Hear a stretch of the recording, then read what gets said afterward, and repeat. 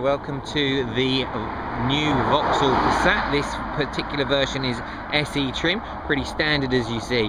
And I think it's fair to say, as we look along the car, that this is definitely a case of evolution, not revolution.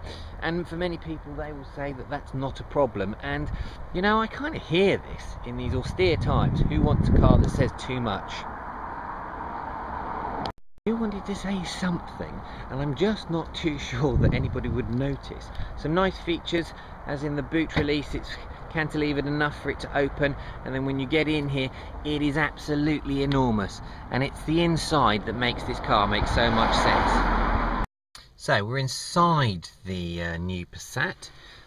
This particular vehicle is in SE trim and does have the DSG gearbox, which I have to say is beautiful. And this is where this car suddenly comes alive. Everything else about this car has, I have to be honest, from the outside been a little bit bland and a little bit boring. But in here, it absolutely makes so much sense. The fit and finish is just extraordinary. The seats, I've done about 300 miles in this car, and the seats are just so comfortable.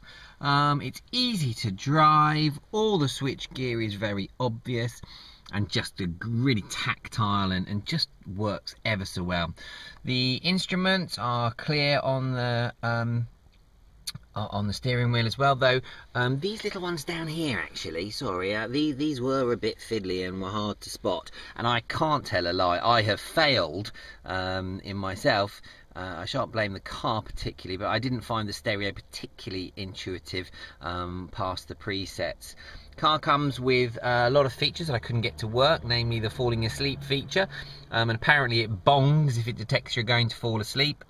Maybe I just wasn't trying hard enough to doze off, but that's because inside the car and as a car to drive, this one's much more interesting. It's only on the outside that the car is dull. From a business user's perspective, this car makes absolutely loads of sense. 40% tax year payer in 2011-2012 is going to find themselves with a very, very reasonable $92.92, I think it came out, per month in tax liability. So you just can't argue. Fuel consumption for me in this car has been perfectly good, and I imagine in the manual be even better. Sorry, just to clarify that the 92.92 is for the manual version of this 2-litre Blue Motion diesel SE. So as long as you're on the inside, and as long as you're driving, and as long as you're paying tax on it, this car makes a lot of sense.